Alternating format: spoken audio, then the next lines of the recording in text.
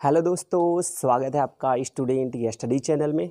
दोस्तों, मैंने आपको 4E के कुछ एग्जाम्पल और कुछ पहले रूल बताया था और उसके कुछ एक्सरसाइज बताए थे, जिसमें कि 4E में जो मैंने पहला पार्ट बनाया था उसमें आपको सहखंड आव्यूह ज्ञात करना था। जैसा कि हम आपसे उम्मीद करते हैं कि आप उस पर कुछ प्रैक्टिस किए होंगे। उसमें सर्वप्रथम मैंने 2x2 का सहखंड आव्यूह निकाला था। फिर इसके बाद नेक्स्ट वाले एग्जाम्पल में उसी पार्ट में मैंने 3x3 अगर कोई आव्यूह दिया गया है उसका सहखंड आव्यूह ज्ञात किया था।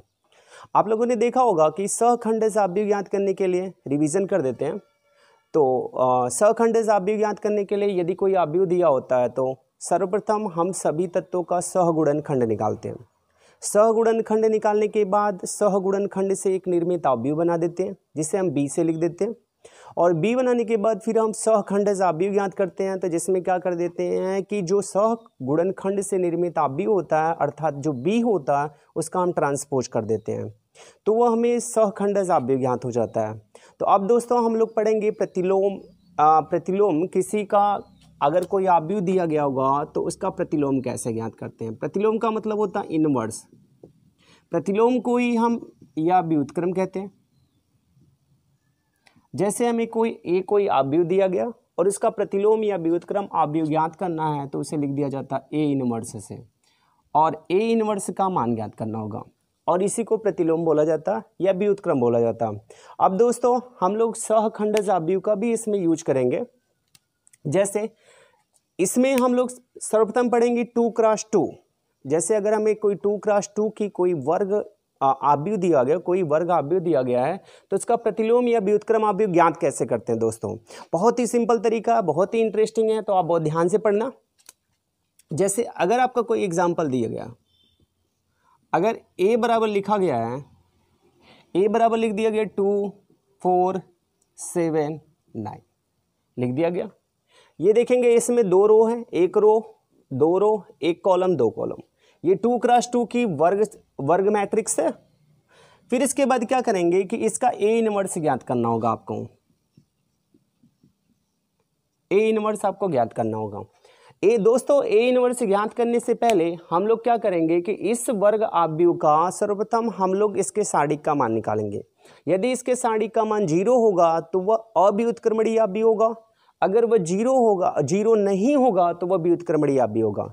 जैसे आप लोग जानते होंगे कि अगर 0 आ जाता है तो 0 का उल्टा क्या हो जाएगा, 1/0 हो जाएगा। 0 का उल्टा क्या हो जाएगा, 1/0। जबकि 1/0 किसके बराबर होता है, इनफाइनाइट के बराबर होता है, जिसे बोला जाता है अपरिभाषित। अपरिभाषित बोला जाता है। इसी वजह से इसके सारणिक का मान सर्वप्रथम निकालेंगे। अगर उस सारणिक का मान 0 आता है तो वह अव्युत्क्रमणीय आव्यूह होगा। कैसा आव्यूह होगा, अव्युत्क्रमणीय। कोई पूछेगा कैसे व्युत्क्रमणीय, उसे बोला जाता है अव्युत्क्रमणीय आव्यूह। ऐसा दोस्तों इस वजह से होता है कि जब इसके सारणिक का मान 0 होगा तो 0 का उल्टा 1/0 होगा, क्योंकि आप व्युत्क्रम या प्रतिलोम ज्ञात कर रहे हैं। तो 1/0 = इनफाइनाइट होगा, और इनफाइनाइट का मतलब होता है अव्युत्क्रमणीय आव्यूह। कहने का मतलब कि अव्युत्क्रमणीय आव्यूह जिसका हम व्युत्क्रम नहीं ज्ञात कर सकते हैं। और दूसरा होता है व्युत्क्रमणीय। दूसरा होता है व्युत्क्रमणीय आव्यूह। व्युत्क्रमणीय आव्यूह क्या होता है कि यदि हम ये कोई आव्यूह दिया होगा, वो चाहे 2x2 का हो चाहे 3x3 का हो, हम उसके सारणिक का मान निकालेंगे। यदि सारणिक का मान जो भी आता है, यदि सारणिक का मान निकालेंगे वो इज नॉट इक्वल टू 0 होगा। जैसे a कोई दिया गया, उसके सारणिक का मान इज नॉट इक्वल टू 0 है। जब 0 नहीं होगा तो कुछ वह धनात्मक हो सकता है या ऋणात्मक हो सकता है। धनात्मक या ऋणात्मक कोई भी मान आएगा, और कोई भी मान आएगा तो उसका हम व्युत्क्रम ज्ञात कर सकते हैं या प्रतिलोम ज्ञात कर सकते हैं। तो वह हमारा व्युत्क्रमणीय आव्यूह होता है, और जो 0 के बराबर आ जाता है वह अव्युत्क्रमणीय आव्यूह में हो जाता है। ओके दोस्तों, ये तो रही इसकी परिभाषा, और इस पर कुछ एग्जाम्पल लगा के देखते हैं। जैसे दोस्तों, और इस पर एग्जाम्पल यह था कि जैसे मैंने लिखा था यहाँ पे लिखा था ये कोई अवयव a बराबर 2 4 7 9 दिया गया था। पहले हम लोग देखेंगे क्या ये व्युत्क्रमणीय या अव्युत्क्रमणीय है। अगर अव्युत्क्रमणीय होगा तो इसका अस्तित्व नहीं होगा, मतलब अब इसका प्रतिलोम या व्युत्क्रम नहीं होगा। अगर ये इसके सारणिक का मान 0 नहीं होगा तो वह क्या होगा, व्युत्क्रमणीय होगा, अर्थात इसका अस्तित्व होगा। इसका अस्तित्व होगा तो उसको ए इनवर्स ज्ञात कर सकते हैं। जैसे यहाँ पर लिखेंगे सारणिक ऑफ ए। जब सारणिक ऑफ ए लिखा जाएगा तो ये पहले जो अवयव था उसे सारणिक बना देंगे। यहाँ पे लिख देंगे 2 4 7 9। पहले ये अवयव था, फिर इसे सारणिक बना दिया। सारणिक बनाने के बाद इसका मान निकालेंगे तो यहाँ पर इसका मल्टीप्लाई होगा, 2 का मल्टीप्लाई 9 के साथ हो जाएगा तो ये हो जाएगा 18। फिर इसके बाद 4 का मल्टीप्लाई 7 के साथ हो जाएगा तो ये हो जाएगा 28। फिर इसके बाद देखेंगे 18 और 28 में 28 बड़ा है तो ये आ गया आपका -10। अब ये बताइए कि ये जो इसके सारणिक का मान निकाला तो वह -10 आया। क्या -10 कभी इज इक्वल टू 0 होता है? Is not equal to 0। ये 0 के बराबर नहीं है, अर्थात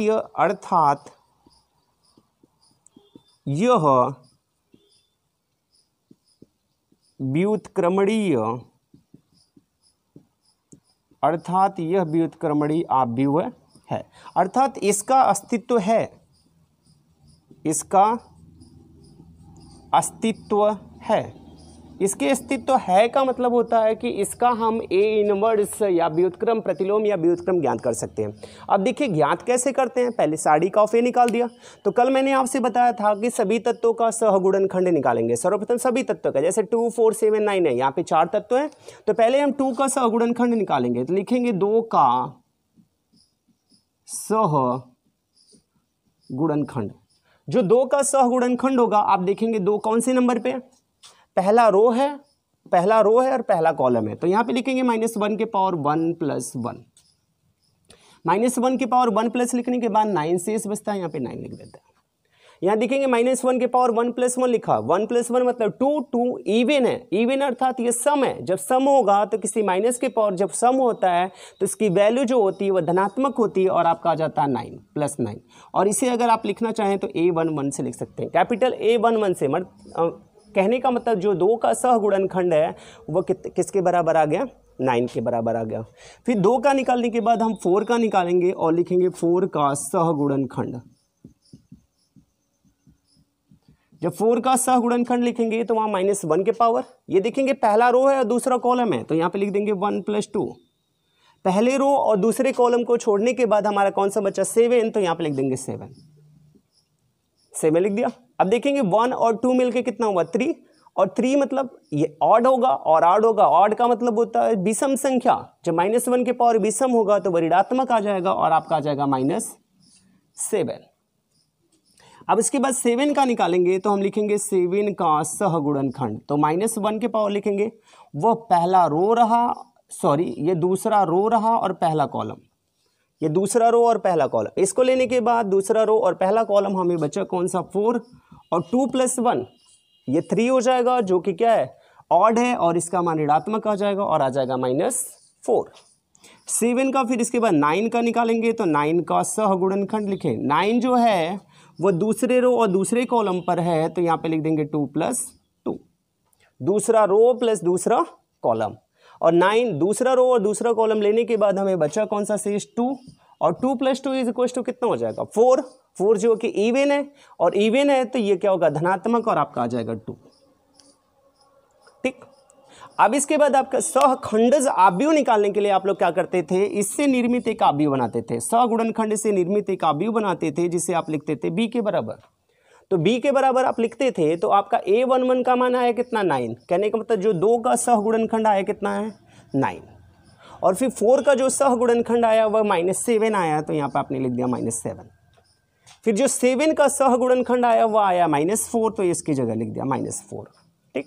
और फिर जो 9 का सहगुणनखंड आया वह 2 आया है तो यहाँ पे लिख दिया 2।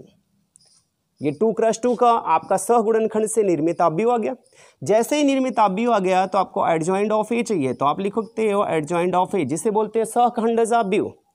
सहखंडज अवयव निकालने के लिए आप लोग करते हो b का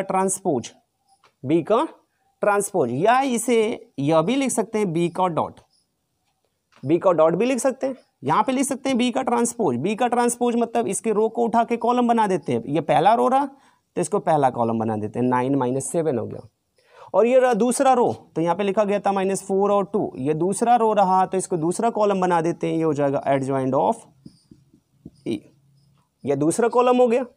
ये जैसे ही एडजॉइंट ऑफ ए आ जाता है तो हम ए इनवर्स से ज्ञात करते हैं। तो आप लोग जानते होंगे ए इनवर्स जिसे बोलते हैं प्रतिलोम या व्युत्क्रम आव्यूह। अब प्रतिलोम या व्युत्क्रम आव्यूह का मतलब इसे डिनोट किया जाता है ए इनवर्स से। ए इनवर्स बराबर एक फार्मूला आपको याद करना होगा जिसका फार्मूला होता है एडजॉइंट ऑफ ए अपॉन सार्डिक ऑफ ए। इस फार्मूले को आप लोग याद कर लेना। प्रतिलोम या व्युत्क्रम आव्यूह ज्ञात करने के लिए हम फार्मूला लगा देते हैं ए इनवर्स बराबर एडजॉइंट ऑफ ए अपॉन सार्डिक ऑफ ए। फिर यहाँ पे लिख दिया जाएगा ए इनवर्स बराबर adjoint of A. Adjoint of A का मान कितना है? एडजॉइंट ऑफ ए का मान है 9 -4 -7 2 अपान, फिर लिखा गया था सार्डिक ऑफ ए, और जो सार्डिक ऑफ ए का मान है वह -10 है, तो यहाँ पे लिख देंगे -10। ये आपका फाइनली आंसर हो जाएगा। इसको 2-3 तरीके से लिख सकते हैं, या -10 हो गया। अगर आपको इसको लिखना चाहें तो आप इसको ऐसे भी लिख सकते हैं -1 के पावर, मतलब a के पावर -1 इज इक्वल टू, इसको लिखना चाहें तो ऐसे भी लिख सकते हैं -1/10, और ये लिख सकते हैं 9 -4 -7 और 2, ऐसे भी लिख सकते हैं -1/10 9 -4 -7 और 2। अगर दोस्तों इसको एक और तरीके से लिख सकते हैं, आपको बताया गया था कि यदि किसी सारणी के बाहर किसी भी तत्व का मल्टीप्लाई हो तो वो सभी तत्वों में मल्टीप्लाई कर दिया जाता है। तो यहाँ पे -1/10 लिखा गया था, तो यहाँ पे 9 है, तो ये ए इनवर्स बराबर आप इसको ऐसे भी लिख सकते हो -9/10। और दूसरे वाले को लिखना चाहते हैं तो माइनस और माइनस से मिलकर लिख सकते हैं 4/10, क्योंकि माइनस और माइनस मिलकर प्लस हो गया। फिर माइनस और माइनस मिलकर प्लस हो गया, या सेम ही रहा या /10 रहा, तो इसको लिख सकते हैं 7/10। चाहे जो भी लिख दें, आपका सभी आंसर सही होगा। और लिखा गया था -1/10, यहाँ पे 2 लिखा था, तो यहाँ पे लिख देंगे -2/10। ठीक, और देखेंगे यह भी आपका आंसर सही है। यहाँ से 2 से मल्टीप्लाई करेंगे, 2 दूना 4, 2 पच्चे 10, ये डिवाइड हो रहा है तो इसको डिवाइड कर देंगे, तो आपका हो जाएगा ए इनवर्स बराबर, ए इनवर्स बराबर आपका हो जाएगा -9/10, ये हो जाएगा 2/10, ये हो जाएगा 7/10, और ये रहा 2, 2 एक कम 2, 2 पच्चे 10, तो ये हो जाएगा -1/5, सॉरी ये हो जाएगा 1/5, क्योंकि 2 से डिवाइड कर दिया। ये आपका फाइनली आंसर होगा। आप चाहे आंसर यह लिख दें, चाहे आंसर इसको लिख दें, और चाहे आंसर यह वाला लिख दें, तीनों आंसर आपका समान होगा, तीनों आंसर सेम है। ओके दोस्तों, ये रहा 2x2 का प्रतिलोम या व्युत्क्रम आव्यूह। इसका रिवीजन करते हैं दोस्तों, इस पर जो कि काफ़ी एग्जाम्पल है, आप इसे सॉल्व कर सकते हैं। ये यूपी बोर्ड के पर्पज से बहुत ही इंपॉर्टेंट होता है, हर साल आपका 8 नंबर का पूछा जाता है। अगर दोस्तों इसमें कह दिया कि जैसे किसी रूल नहीं लगा, आपने इसके पहले आव्यूह पढ़ा होगा, आव्यूह को प्रारंभिक, इसे जो कि ए इनवर्स प्रारंभिक संक्रिया विधि द्वारा निकाला जाता है, उसका भी हम जिक्र करेंगे, और उससे भी आपको एक एग्जाम्पल लेके दोनों विधि द्वारा हल करेंगे। एक तो सिंपल विधि जो आप यह हल कर रहे हैं, और दूसरा हम हल करेंगे प्रारंभिक संक्रिया द्वारा। ओके दोस्तों, चलिए पहले इसका रिवीजन कर लें। यहाँ पे लिखा गया था प्रतिलोम या व्युत्क्रम आव्यूह। तो जब कोई आव्यूह दिया होगा तो सर्वप्रथम हम लोग क्या करेंगे, उसके सार्डिक का मान निकालेंगे। जैसे यहाँ पे लिखा गया सार्डिक, इस सार्डिक का मान निकालेंगे। यदि सार्डिक का मान 0 नहीं होता है तो वह व्युत्क्रमणीय आव्यूह होता है, क्योंकि 0 नहीं होगा तो उसका उल्टा निकाला जा सकता है। अगर वह 0 हो गया तो वह अव्युत्क्रमणीय आव्यूह हो जाएगा। ठीक, तो पहले हम इसके सार्डिक का मान निकालते हैं। तो 2 का मल्टीप्लाई 9 के साथ होगा तो 18 हो जाएगा, 4 का मल्टीप्लाई 7 के साथ हो जाएगा तो 28 हो जाएगा, क्योंकि ये प्लस के साथ ये माइनस के साथ -10 आ गया। तो आप लिखना -10 इज नॉट इक्वल टू 0, अर्थात यह व्युत्क्रमणीय आव्यूह है। कहने का मतलब इसका ए इनवर्स ज्ञात किया जा सकता है। फिर अर्थात इसका अस्तित्व है, मतलब ये ज्ञात किया जा सकता है। फिर आपने क्या कर दिया कि 2 का आपने सहगुणनखंड निकाला, सभी तत्वों का सहगुणनखंड निकाला। तो 2 का सहगुणनखंड जैसा निकाला तो आपने 9 आ गया। 4 का सहगुणनखंड आपने निकाला तो कितना आ गया, -7 आ गया। और 7 का सहगुणनखंड निकाला तो -4 हो गया। और 9 का सहगुणनखंड निकाला तो 2 आ गया।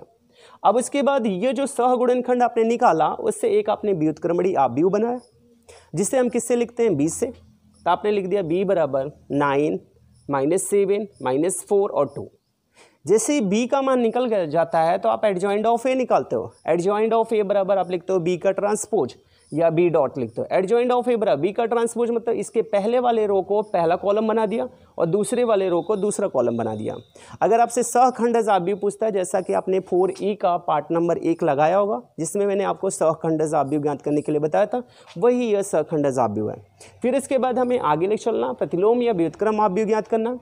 तो आपने ए इनवर्स निकाला, तो ए इनवर्स बराबर एडजॉइंट ऑफ ए अपन सारणिक ऑफ ए, ये फार्मूला होता है। एडजॉइंट ऑफ ए का मान था 9 -4 -7 और 2, और जो सारणिक ऑफ ए का मान था वह था -10 और बटे कर दिया -10। आप इसको चाहें तो -1/10 9 7, ये आपका आंसर हो जाएगा। और आप यहाँ पर छोड़ना चाहें तो ये आंसर गलत नहीं है, ये आपका आंसर सही है। फिर इसके बाद अगर लिखना चाहें तो इस तरीके से भी लिख सकते हैं, -1/10 9 -4 -7 और 2।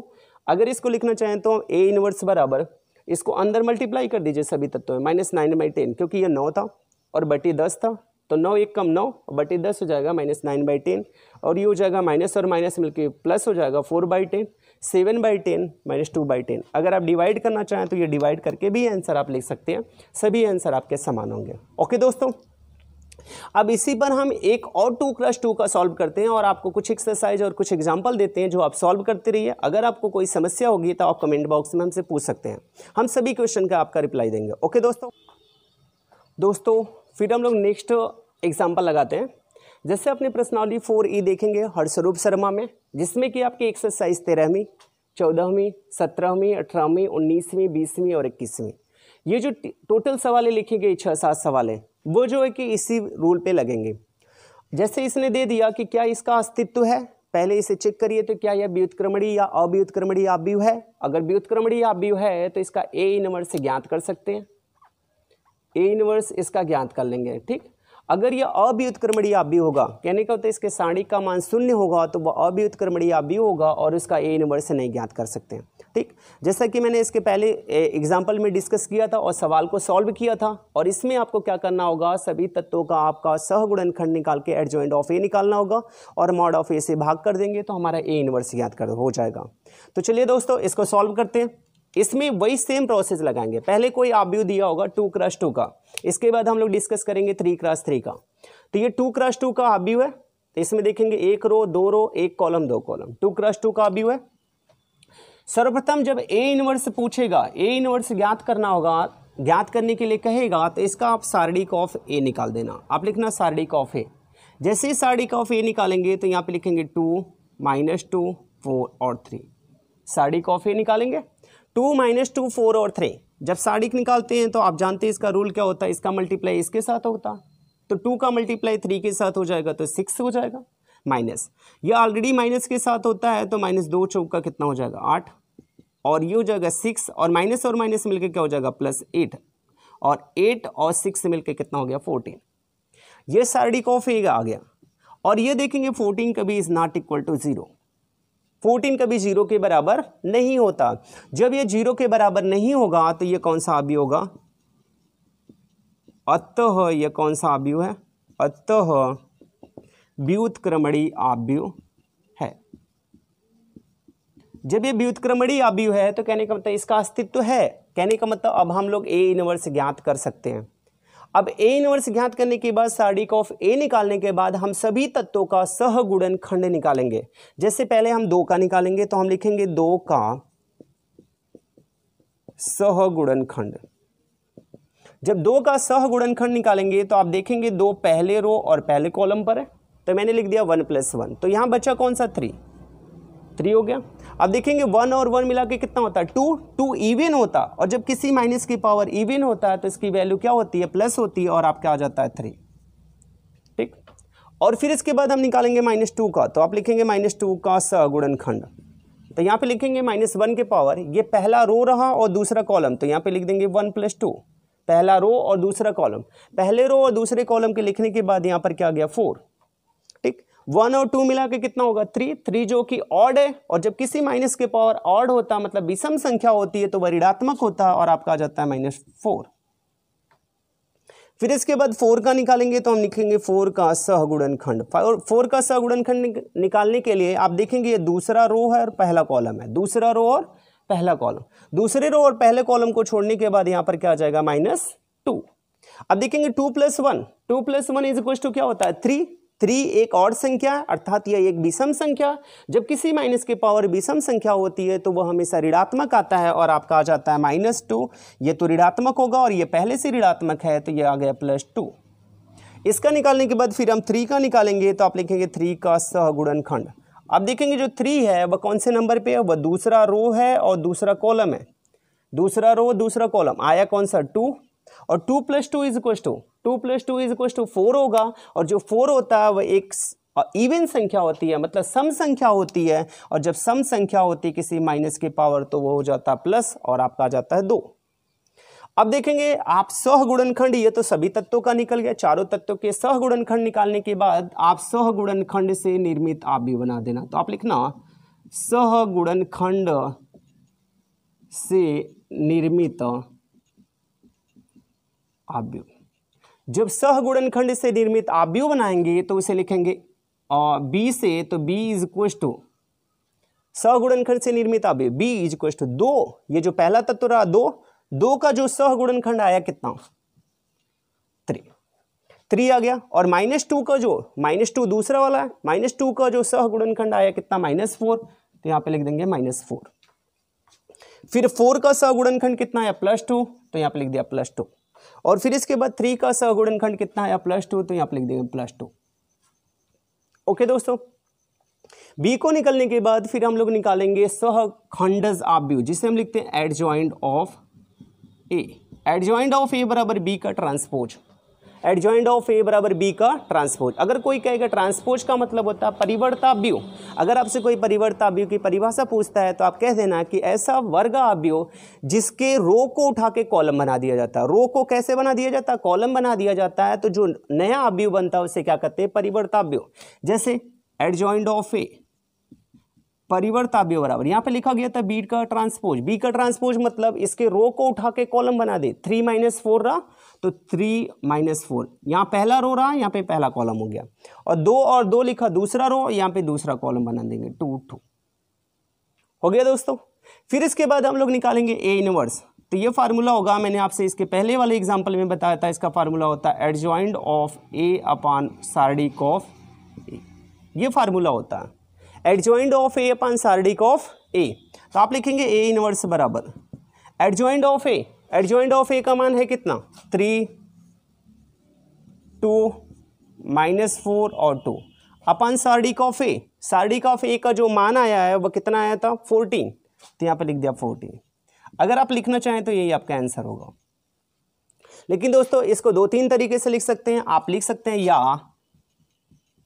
a इनवर्स बराबर, आप लिख सकते हैं a इनवर्स बराबर 1/14 लिखा गया था तो हम लिख सकते हैं 1/14। फिर लिखा गया था 3, 2 - 4 और 2, तो यहाँ पे लिख सकते हैं 3, 2 - 4 और 2। यह भी आपका आंसर होगा। आप यह भी लिख सकते हैं, कोई समस्या नहीं होगी।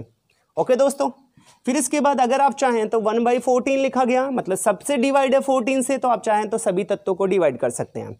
अगर हम लिखें तो a इनवर्स बराबर यहाँ पर ऐसे भी लिख सकते हैं 3/14, 2/14 और इसको लिख सकते हैं -4/14 और ये हो जाएगा 2/14। ओके, और इसको डिवाइड करेंगे 2 1 कम 2, 2 7 14, इसको डिवाइड कर दीजिए सबको, तो आपका हो जाएगा a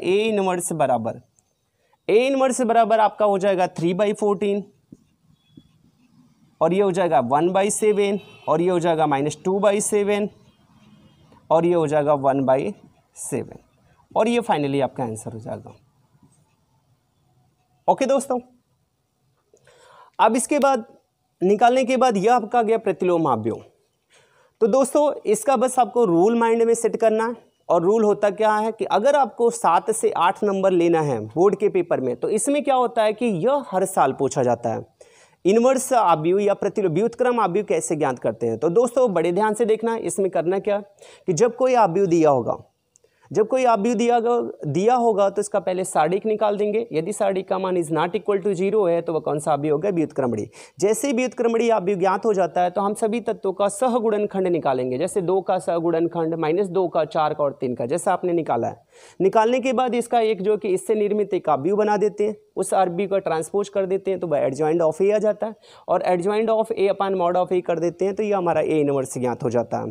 ठीक, जिसमें कि 2x2 का इंपॉर्टेंट है और इससे कहीं भी ज़्यादा इंपॉर्टेंट 3x3 का। अब हम लोग आगे पढ़ेंगे नेक्स्ट वीडियो में 3x3 का इनवर्स कैसे ज्ञात करते हैं, 3x3 का प्रतिलोम या व्युत्क्रम ज्ञात कैसे करते हैं। ओके दोस्तों।